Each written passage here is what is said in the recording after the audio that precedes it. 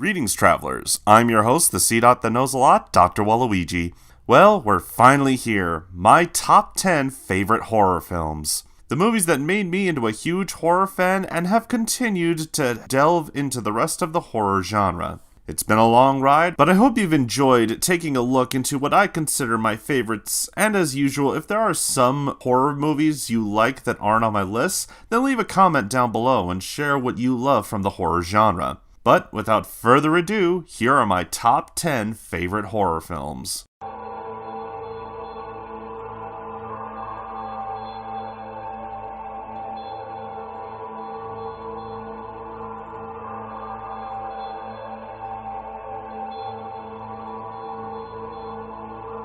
Number 10. Candyman.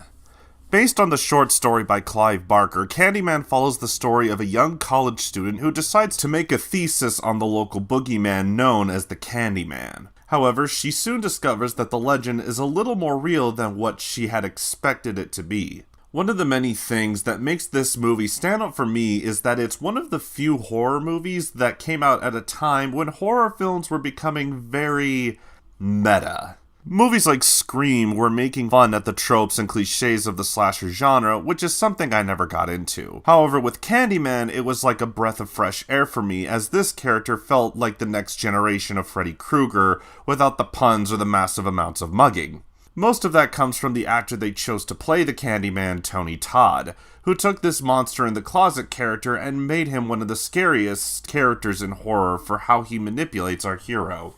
If you're interested in checking out movies that are based on stories from Clive Barker, this is definitely the first one you should check.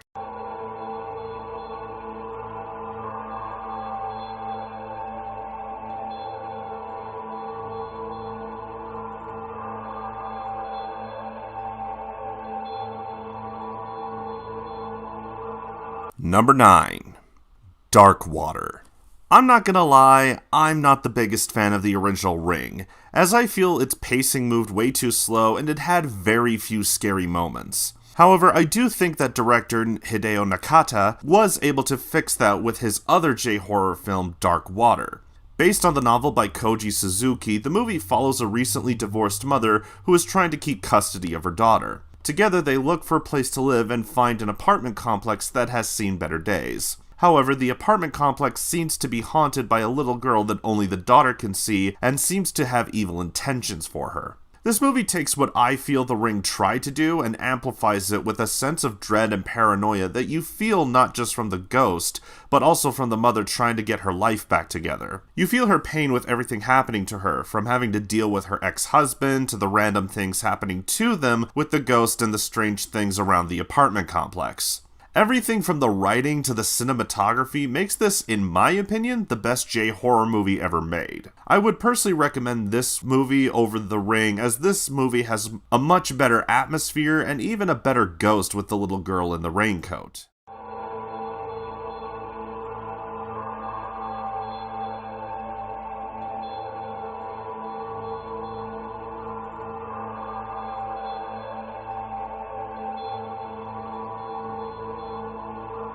Number 8.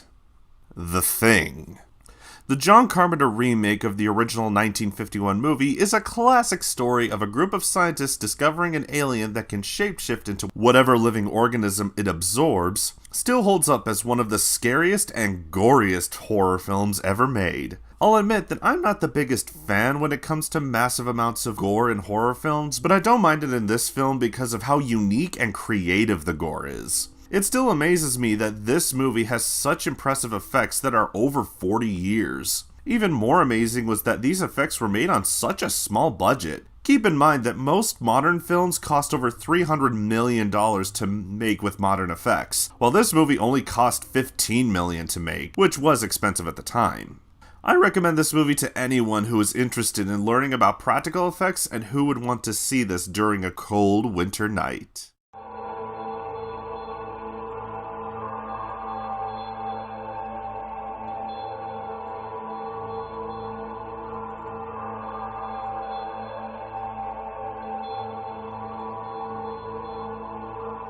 Number 7.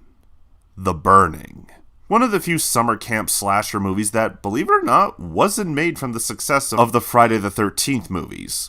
The movie follows a serial killer who stalks kids at a summer camp after he was horribly burned by some other campers from a previous camp he worked at in the 70s. While the movie did come out at the time of Friday the 13th's popularity, it was written years before the movie franchise even began. This movie was inspired by the urban legend of Cropsey, a maniac that was considered the boogeyman of New York, though he was apparently an escaped mental patient with a hook for a hand, but this movie is still created for the killer's design. The movie is also one of those movies that got certain people started in the movie industry, for good or for bad, like the Weinstein brothers and actors like Jason Alexander and Holly Hunter. I feel like if it weren't for Friday the 13th having come out a year before, causing the big summer camp slasher boom, this would have been a much more loved slasher film. True, there's not that much different from others like it, and the editing kinda sucks, but it does stand out from the original Friday movie and has a much more interesting story and creepier music.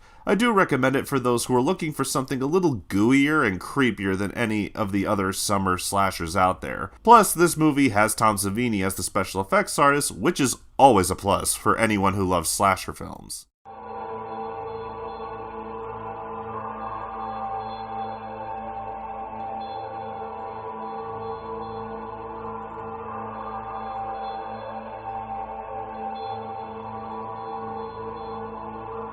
Number 6. The Babadook. One of the only Australian horror films I've seen, The Babadook is a movie that I know is split for most people, but I personally love it. The movie follows a single mother who's become overexhausted with her hyperactive 6-year-old son and feeling depressed after her husband's death, especially when he gives her a strange pop-up book about a monster called Mr. Babadook. To me, the movie stands out as one of the few movies that shows an imperfect relationship between a mother and her estranged son. She feels like her son is the reason that her husband died, and she can't forgive him, even though he's just as much a part of him as she was. I also like that the monster is an allegory for depression and anxiety, and that you can't get rid of it and have to deal with it your whole life. Definitely one of the scary movies you should see if you want something more subtle and has a great build-up to the monstrous ending.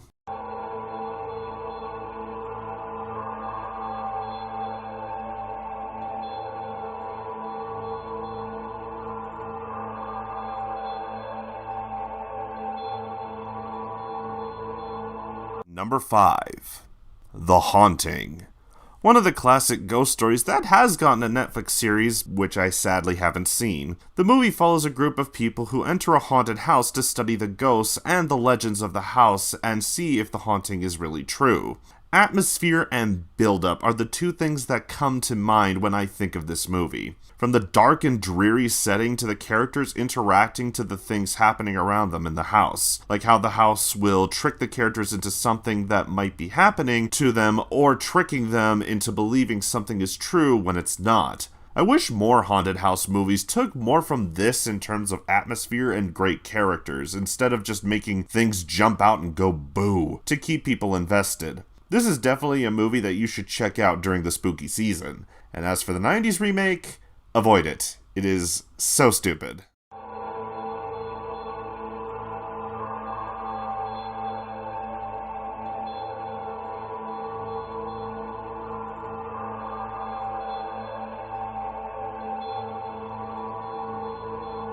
Number 4. An American Werewolf in London. The quintessential of werewolf movies, An American Werewolf in London is one of the staples of 80s cinema and captures what I feel to be the true horror of a werewolf victim who gets the curse. Two Americans decide to take a holiday through the countryside of Europe and are then attacked by some kind of wild animal while on the road. One of them dies, and the other is then cursed to turn into a werewolf every full moon. One of the few additions that this movie adds to the werewolf subgenre are the effects. At the time, these were some of the most expensive and unique effects ever done in a film, and it's all thanks to horror legend Rick Baker, who's gone on to be one of the best and most well-known makeup artists for the past several decades. I personally love this movie not just for the effects, but also for the characters. The actor who plays the werewolf reminds me of Lon Chaney Jr., who played the original Wolfman. He has the charm and sadness that Lon Chaney Jr. gave when he played a werewolf in his movie, and is why I personally prefer werewolf characters, as they are tragic heroes that have a reason to be tragic, unlike those drama queen bloodsuckers that get all the attention. I also like that his friend and his victims have to haunt him until he gets killed or kills himself. While he doesn't want his friend to die, he does point out that the more he stays alive, he risks killing more and more people until he goes insane. It truly is a movie that shows the curse of being a werewolf a bit more interesting and unique compared to the other werewolves that love being werewolves just because of the power it gives them.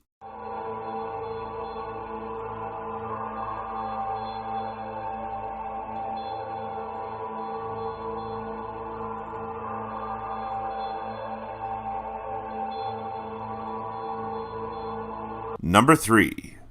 Puppet Master 3: Toulon's Revenge. The Puppet Master series. The franchise that does the killer doll concept way better than the little ginger asshat which gets all of the attention. I'm not bitter. The movies follow the puppets of Andre Toulon, who must follow the orders of the masters to carry out whatever evil deeds they have. In the third movie, it's a prequel that follows Andre Toulon and his fight against the Nazis as they kill his wife, and now with his puppets gets revenge against them. The thing I love about this series is that it has great character traits of the puppets and their connection with their master. The puppets themselves are very cool and have much better chemistry than Chucky because they have personalities outside of being psychos. When you see these characters have an emotion, the special effects artist positions them in a way that is believable and makes them feel real. In every movie they are in, you can see how the writers bring these puppets to life through the effects and the different ways they express themselves. This series is truly better than Child's Play only because I like the main characters way more for just being interesting and different, rather than having the same giggling idiot that kills people because he's crazy. Again, I'm not bitter about this at all.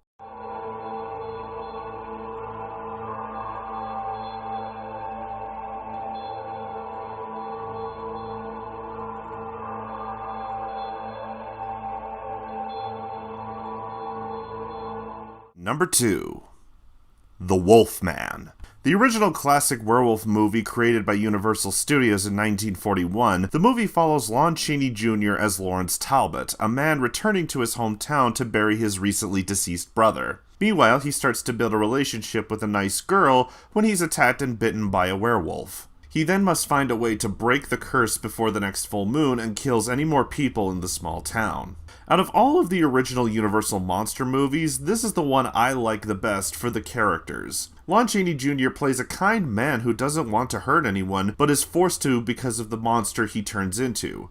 The movie has some of the best sets and atmosphere in all these movies. While the other movies have large castles and mansions, I love this one for the creepy woods and urban countryside surrounded by fog that hides the monster, which makes the movie creepy and unsettling.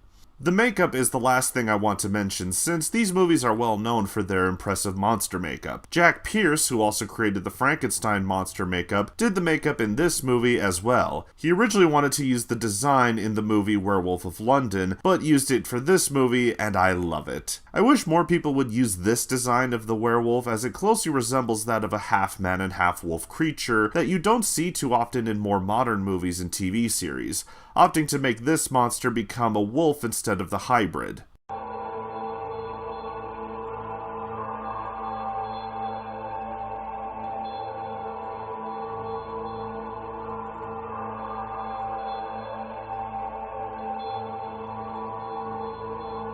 Number 1.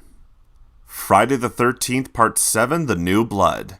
Now I know what you are all thinking. Doctor, how could you not choose the original Friday movie? It's the one that everybody loves and says is the best in the original franchise. Well, I don't like the original movie. I find that it's too long, boring, and has no interesting kills, and even the twist at the end of the movie was done way better in other movies. Hell, the entire end of that movie drags on and on for what feels like 20 minutes. At least with the other movies, Jason is much more interesting because of how they build up Jason as this creature of the lake, a legend that everyone knows about but never heeds the warning, either for the movies taking place years apart or because the town of Crystal Lake wants to forget about Jason's rampages. In the 7th movie, we see a girl who has psychic powers bring Jason back and starts killing the kids who are vacationing next door. There are 3 things that make this my favorite movie in the Friday series. The first is that this is the introduction to Kane Hodder playing Jason. He was the actor who played Jason the longest in the series, and he gives Jason the angry and unstoppable force people recognize with some of the Jason's best kills. Leading into the second thing I like about this movie are the effects. The kills shown in this movie are the best the series has ever had, with the kills that are as gruesome and gory as they've ever been, which is such a shame that the MPA had to cut them down because they don't like violence in horror movies. Anyway, the final reason I love this movie is because of the final girl, Tina. While the other movies have likable final girls as well, Tina was the first character I felt was both interesting and having a tragic backstory, and someone who could fight Jason on an equal level. Being that she has dormant psychic powers, she uses them to fight off Jason and help her boyfriend escape his zombie clutches. Her fights with Jason are the highlights of the movie, as she uses all she can to fight him back and make sure he stays in the lake. At least until the next movie. Well, those were my top 50 favorite horror films. Thanks for watching, and join me next time as we take a look at my 50th episode and my 3rd year anniversary. As always, I'm Dr. Waluigi, and remember, don't judge a book by its cover, cause you'll never know what's inside. Good night, everyone.